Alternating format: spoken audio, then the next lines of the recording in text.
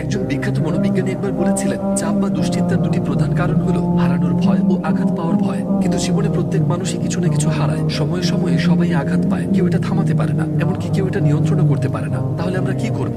এর উত্তর লুকিয়ে আছে নবী ইব্রাহিম আলাইহিস সালামের দোয়ায়, হাসবুনাল্লাহু ওয়া নি'মাল ওয়াকিল। আমার মনে হয় আপনি এটা আগেও শুনেছেন। হাসবুনাল্লাহ অর্থ আল্লাহই আমার জন্য যথেষ্ট, কিন্তু ওয়া নি'মাল ওয়াকিল মানে আসলে কি? এর অর্থ তিনি সেই জন যিনি সবকিছু পরিচালনা করেন নিখুঁতভাবে। ওয়াকিল মানে এমন একজন যিনি আপনার পক্ষ থেকে সিদ্ধান্ত নিতে পারেন। তাহলে যখন আপনি বলেন আমি আল্লাহকে আমার ওয়াকিল মানি, তখন এর মানে দাঁড়ায় আমার জীবনে যাই ঘটুক সেটি তারই সিদ্ধান্ত, তার চাওয়াই আমার জন্য সর্বোত্তম, আর আমি তাতে সন্তুষ্ট থাকি। সহজভাবে বললে আমরা এই জীবনের কোনো কিছুই নিয়ন্ত্রণ করতে পারি না, আর যতই চেষ্টা করি না কেন কিছু বিষয় একেবারেই আমাদের হাতে থাকে না। আর ঠিক তখনই এই দোয়াটি কাজে আসে। এতে মূলত বলা হয়েছে, হে আল্লাহ, আমি আমার দায়িত্বটুকু পালন করেছি, এখন আমি ফলাফলটা আপনার উপর ছেড়ে দিচ্ছি, কারণ আপনি আমার চেয়েও ভালো জানেন। আপনার সিদ্ধান্তই সবসময় আমার সিদ্ধান্তের চেয়ে উত্তম। আমি আপনার কাছে আত্মসমর্পণ করলাম, আপনি আমার জন্য যথেষ্ট। আমি আপনাকেই বিশ্বাস করি আমার সব বিষয়ে। আর